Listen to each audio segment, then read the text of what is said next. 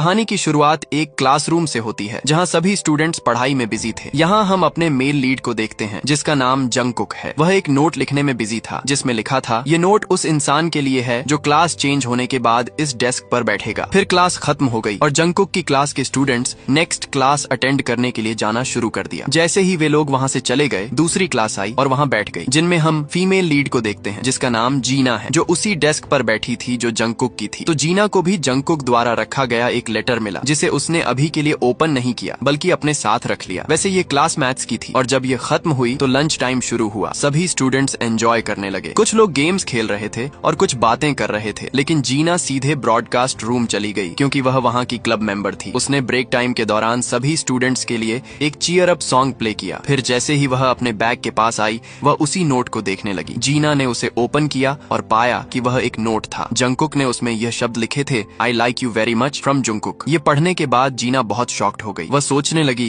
कि यह कैसे हो सकता है, क्या ये कोई जोक था या नहीं। फिर सीन चेंज हुआ और अब यह दिखाया गया कि सभी स्टूडेंट्स घर जा रहे थे। फिर जंगकुक वहां एंटर हुआ, जिसे देखकर लड़कियां नॉइस करने लगी क्योंकि जंगकुक कोई नॉर्मल बॉय नहीं था बल्कि स्कूल का सबसे फेमस स्टूडेंट था, बिल्कुल हमारे रियल जंगकुक की तरह। जैसे ही जंगकुक जीना के पास उससे बात करने के लिए आया, जीना समझ नहीं पा रही थी कि अब उसे क्या करना चाहिए और वह उसकी तरफ क्यों आ रहा है। क्या वह सच में उससे बात करना चाहता था? जीना बहुत डरने लगी, लेकिन तभी जीना की फ्रेंड आई जीना को कॉल करते हुए। तो जीना अपनी फ्रेंड को पकड़कर वहां से रन कर गई। उसकी फ्रेंड समझ नहीं पा रही थी कि वह ऐसा क्यों कर रही है और जंगकुक वहां क्यों था। जंगकुक भी उन्हें जाते हुए देखने लगा। वैसे जीना की फ्रेंड का नाम एरन था, जो किंडरगार्टन स्कूल से जीना की फ्रेंड थी। तो उसने पूछा, तुम जंगकुक से क्या बात कर रही थी? जीना ने कहा, कुछ नहीं, और वैसे भी वह इतना पॉपुलर बॉय है, वह मुझ जैसी नॉर्मल गर्ल से क्यों बात करेगा। फिर उसने पूछा, मुझे एक बात बताओ, अगर जंगकुक तुम्हें प्रपोज करे तो तुम क्या करोगी? तब एरन ने कहा, बॉय बुरा नहीं है और वह बहुत हैंडसम भी है, लेकिन मैं फिर भी उसे डेट नहीं करूंगी क्योंकि वह स्कूल में बहुत ज्यादा पॉपुलर है